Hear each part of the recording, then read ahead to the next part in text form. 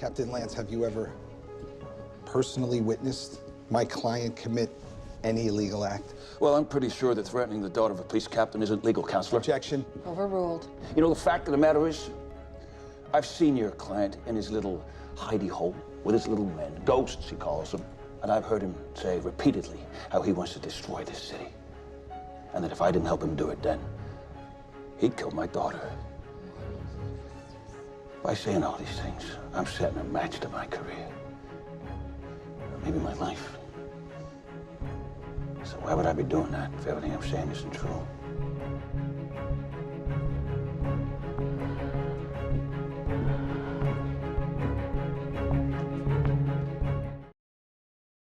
And that's how I know Paul, as a handsome young, what were you there, Paul, 25-year-old? You want to bring Paul in now, please, Rob? You there, Paul? Yes, I am here. Hang on. What do you reckon you were, 25, 30? No, mate, that is Rob's stag do. 2099? 2099. 2099. We're looking deep into the future here. That I think it's 99. That's 21 years ago. So now I'm only 35 now. So, I was just a teenager, dude. Can we stop it with the accents? I'm just all right, enough of that. No, mate, we're about 30 odd there, aren't we?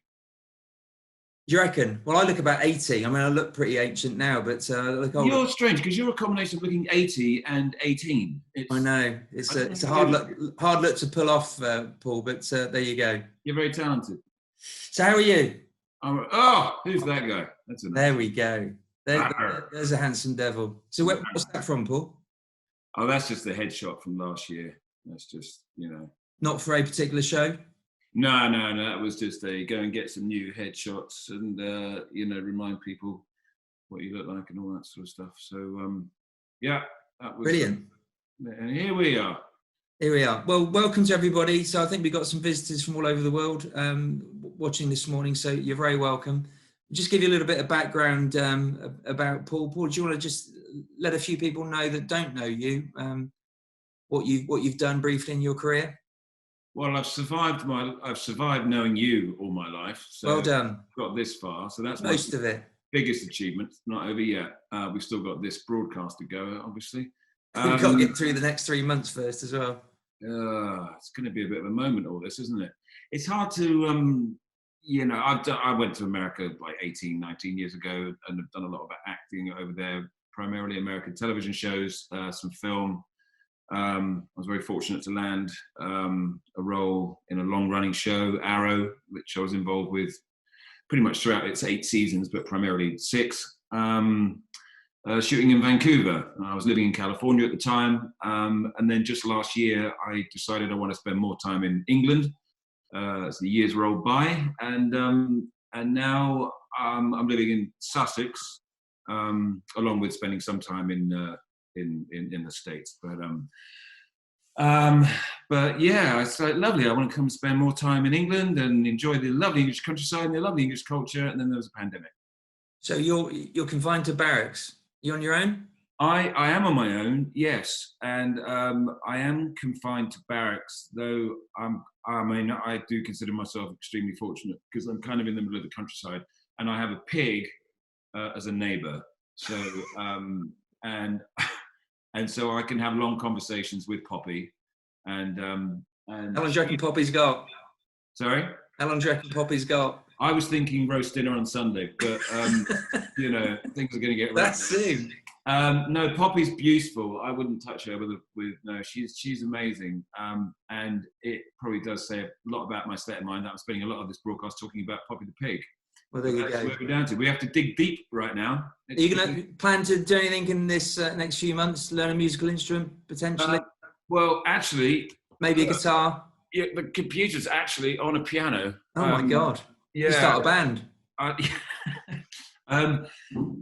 Actually, it's weird because funny, isn't it? Because last week was all sort of a bit of a novelty, this whole thing, and I went out and bought my piano books and ideas of writing, and there's a film that I've got some footage I want to edit into another film, and and it was just something, as this thing's been building and the walls have been closing in a bit, and then particularly obviously with the developments here in the UK, last night. I woke up this morning as obviously millions of people did, but for me personally, I felt grief.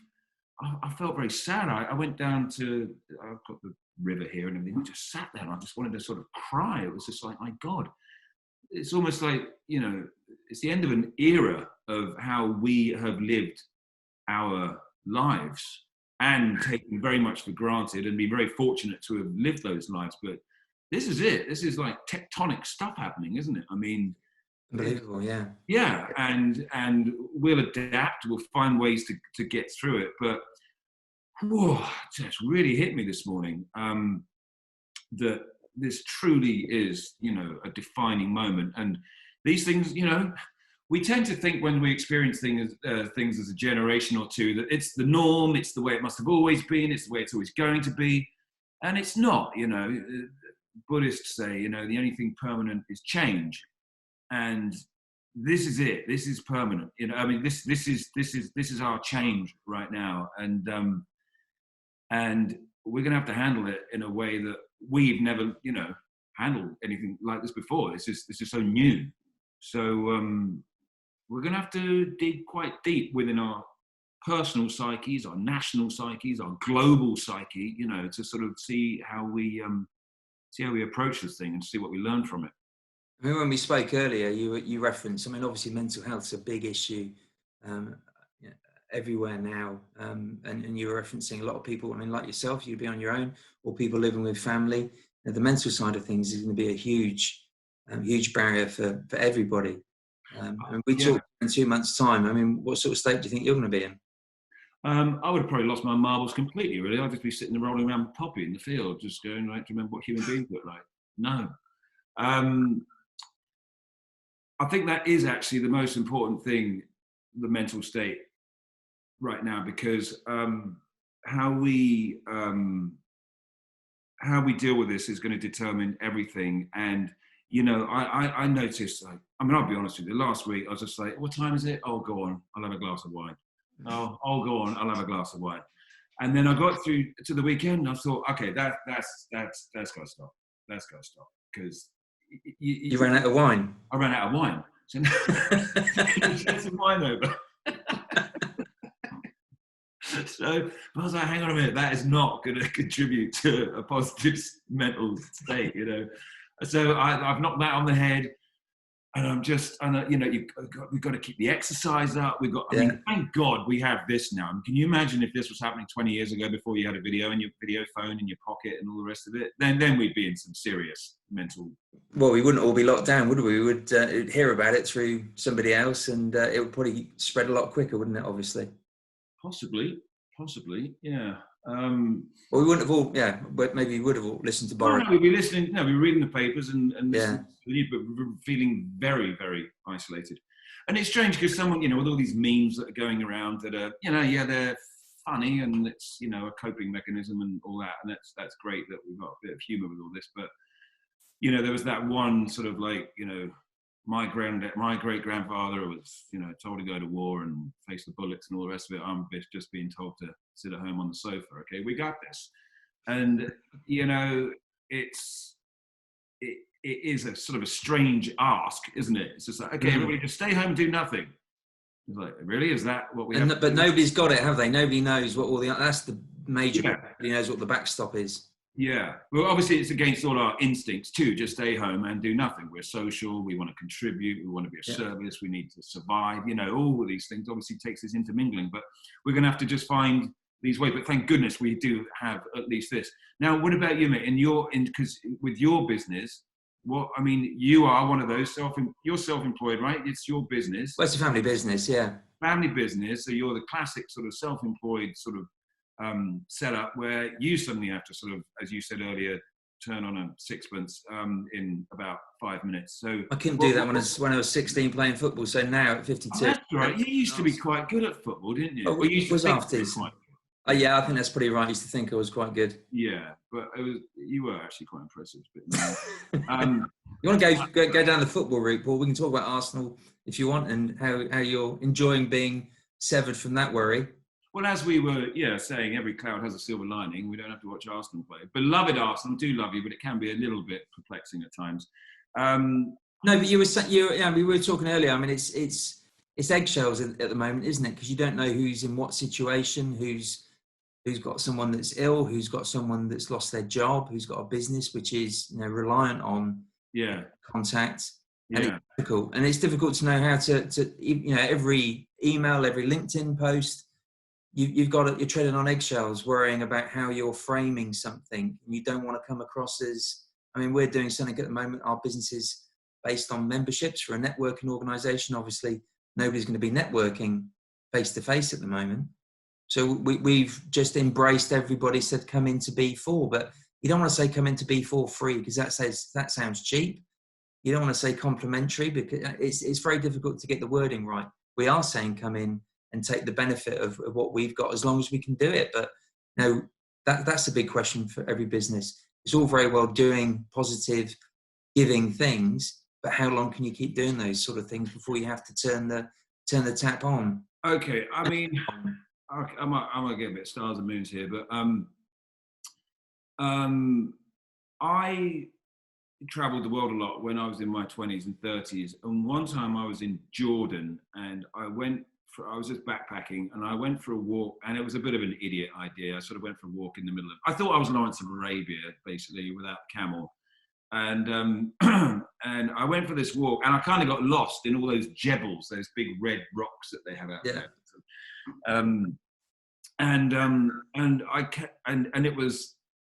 It was actually New Year's Day, and so it was warm in the day, but by night it was going to drop to freezing and all the rest of it. And I probably had a pair of flip flops or something. But anyway, I came across this Bedouin tribe basically, and they gave me some food and whatnot, and offered me to stay and And I was looking into that whole Bedouin sort of mentality is that they have not absolutely nothing. They have very, very few resources, but the one thing they absolutely do whenever they see anybody is give them something.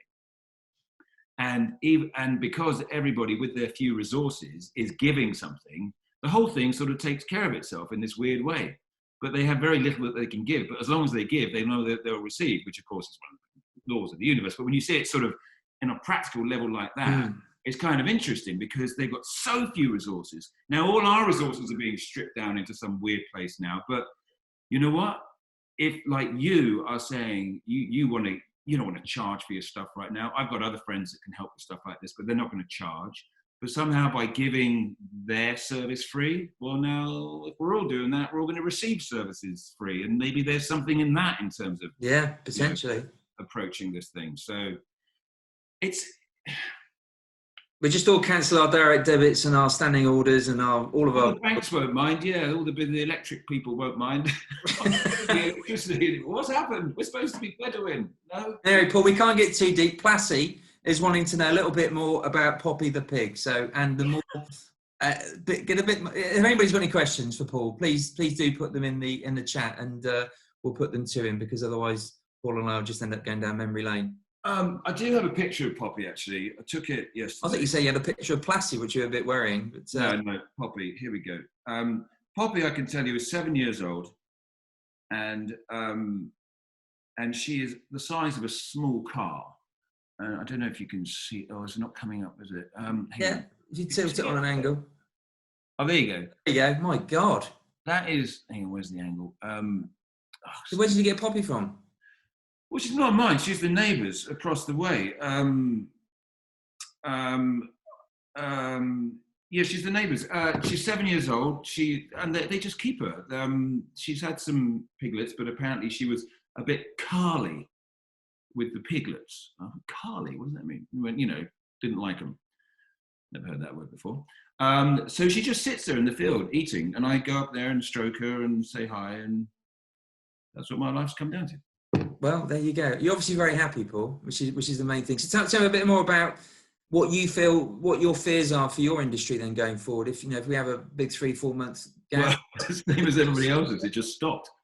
Yeah, no, but beyond this, if say we go to August, does the things pretty well ramp up straight away where they left off, or? I don't know. I was shooting a film in Prague just now. Yeah. I was having a blast. I was having a great time. Wonderful project. And What was the film?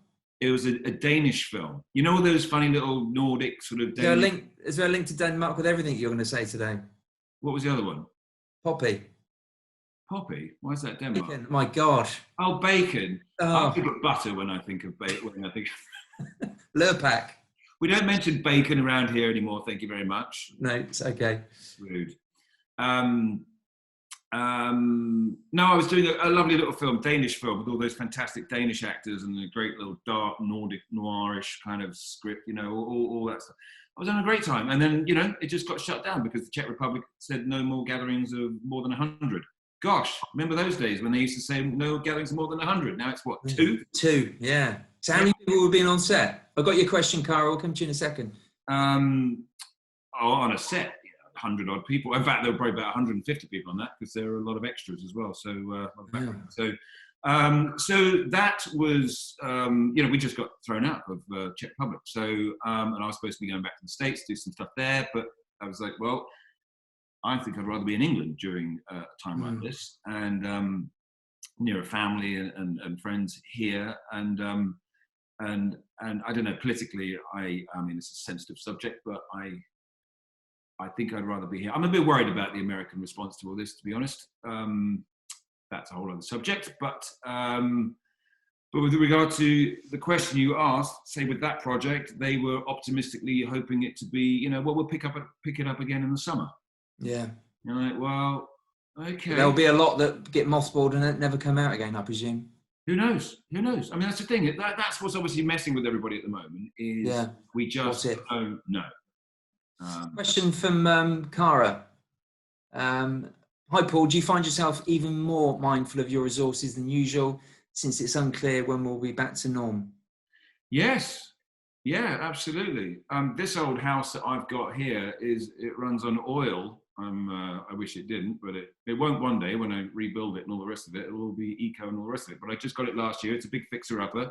So I'm on an antiquated, dreadful oil system, and I'm running out of oil. So that's why I'm sitting here with scarves and hats and God knows what, because I'm bloody freezing.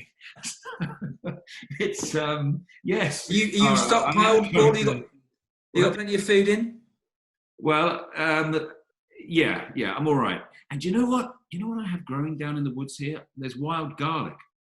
And I had the wild, and it's the big green leaf. You know, when you pull it out, it's like really pungent garlic. But it has got a green leaf on it.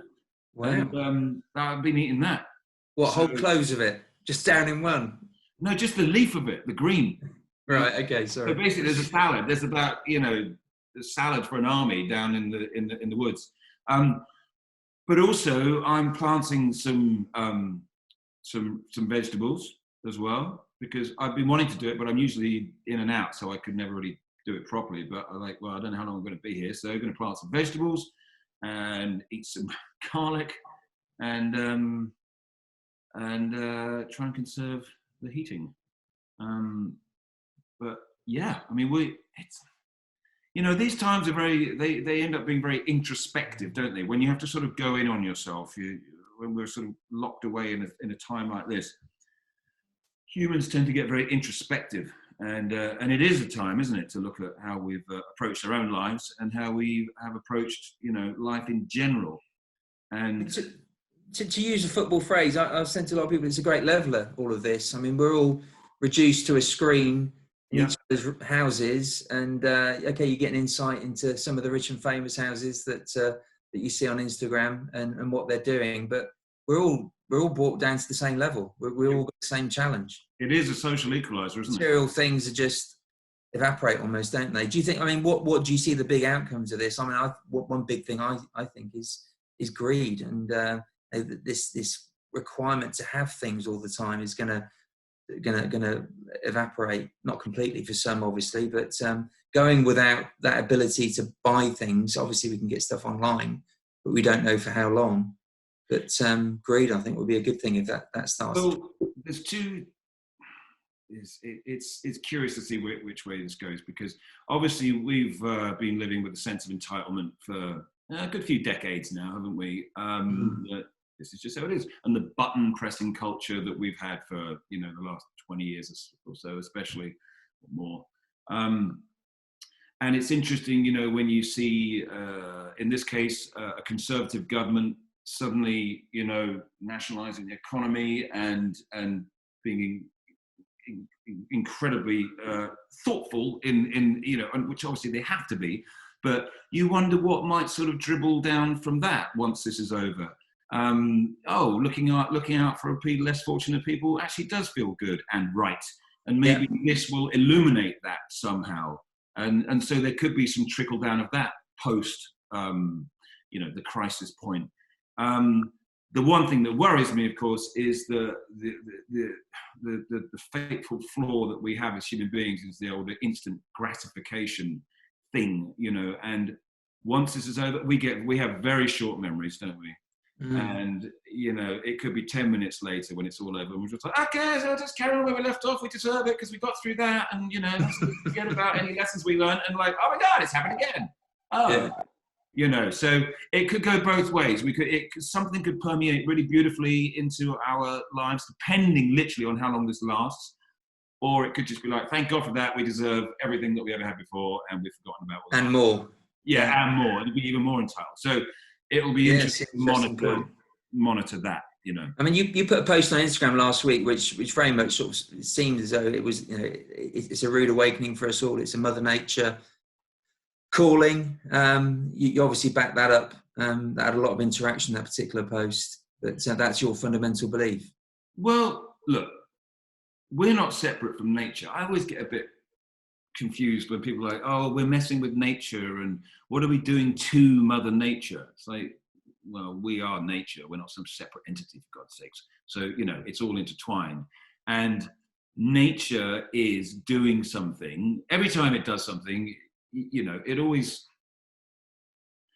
you know, the laws of the universe, the course of nature, whatever happens, it will always exist with or without this species or another. And we just happen to be within nature, a species that does not necessarily need to exist in any way. And in some ways, you know, perhaps we're a little bit of a virus on the rest of nature in terms of the effect that we have on it. Who knows? But it doesn't really matter in a very obviously universal broad scale if we're here or not.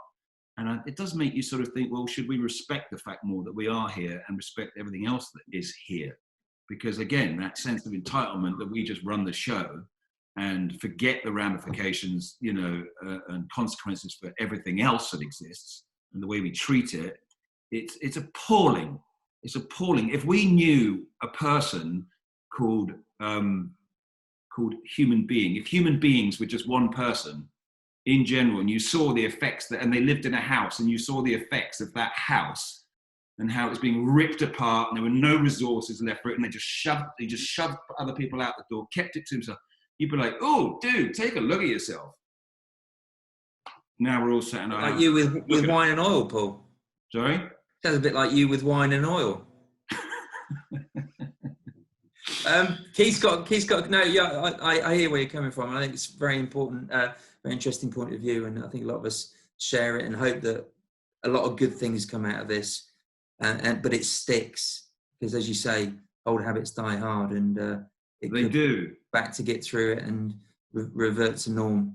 I'll tell you what, mate, one good thing's come out of it. It's nice to have a chat with you again. It's been a while. John's 50th, wasn't it? Last time we saw each other. I think it was. Before that, it was about 20 years. Just to say, Rich and I one of my greatest childhood teenage memories is driving around Oxford in, can we talk about your mum's Porsche? Well, you just have. It was a 928, right? It was what? The gold 928, the Porsche. Yeah. A872ADP. How's that for a memory? Oh my God. And because this guy's a year older than me. So he was 17, he passed his test. I'm 16, we've got two other friends, John and Rob, and driving around Oxford.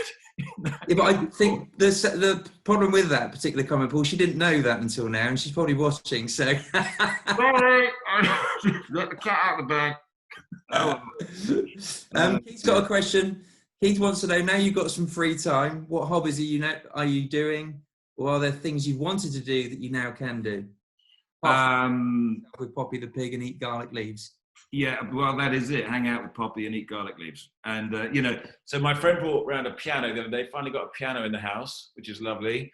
And actually, here we go. Actually, Dad, that looks very much like the piano you just sold recently, so maybe it is. Bless you. That's my learning a piano book. So can we connect with you in a couple of weeks' time to see what progress you've made? If I'm onto the Rachmaninoff yet. Rachmaninoff. I'll be playing my little Chopin stuff, No, I'm still on Batman and Silent Night, to be honest. But we'll see how we go. Silent Night.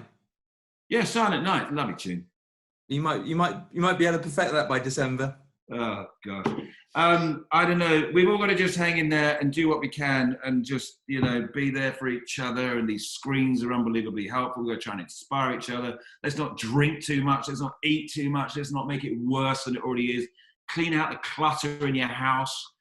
Just try and cleanse a little bit. Maybe it's just time to do that, because that might be the ways that we get through this thing. Who knows? Just hope Mr. Zoom can keep his system going. That's all I'm worried about. Keep it up, Zoom. And I hope you're doing a good job there, mate. Connecting all your businesses and all the rest of it, and reinventing yourself and helping other people to sort of do that too. So, well, I appreciate you coming on, Paul. It's good to talk to you. And maybe if you're around, not going anywhere, and we can catch up again in a couple of months' time just to see how you've coped. But really appreciate it. Anybody, any other questions, please put them on the screen now before we sign off. But thanks, Paul. And we'll catch up. Mate. Good to see you. Take care. Take care. Bye, mate. And I think we got some other screens just to go on now. Have we got those, Rob?